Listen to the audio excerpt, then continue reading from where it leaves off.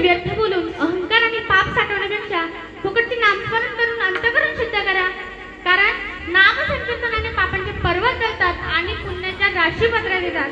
नाममंत्र जप कोटी जाईल बाबा कृष्ण जळतील पापी दमतरीचे हो जळतील पापी दमतरीचे हो जळतील पापे जन्मांतरीचे हो जळतील पापे जन्मांतरीचे हे नाम संकीर्तन साधन पैसोपे नाम संकीर्तन साधन पैसोपे जळतील पापे दमतरीचे हो जळतील पापे दमतरीचे हो जळतील पापे जन्मांतरीचे हो जळतील पापे जन्मांतरीचे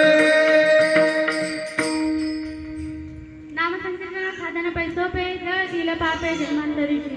बघा नामसंकीर्तन हे सर्व साधनामध्ये सोपे साधन आहे. तुम्हाला कोणते ध्यान करायची गरज नाही. तुम्हाला कुठे एखाद्या जंगलात जाऊन साधना करायची गरज नाही. तुम्ही फक्त काय करा इथे बसल्या बसल्या हरिनामाचे चिंतन करा. कोणाकोणाला माणूस कीर्तनात टाळी वाजवतो सुद्धा जीवर येतो.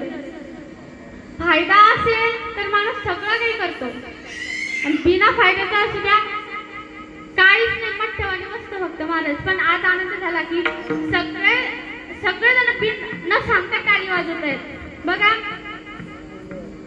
आपण जर कीर्तनात बसून जर टाळी वाजवली ना महाराज तर आपण असं समजायचं ना आपल्या पूर्वजांचं काहीतरी पुण्य आहे की आपण इथं धर्म मंडपामध्ये आपण काय झालेलो आहोत बसलेलो आहोत. आपण कीर्तन श्रवण करतो आहे.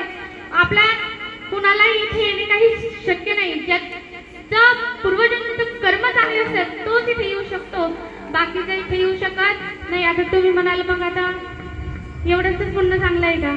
एवढंच पुण्य केलं तर जन्मोजन्मी आम्ही बहु पुण्य केले जन्मोजन्मी आम्ही बहु पुण्य केले जन्मोजन्मी आम्ही जन्मोजन्मी आम्ही बहु पुण्य केले जन्मोजन्मी आम्ही देवाया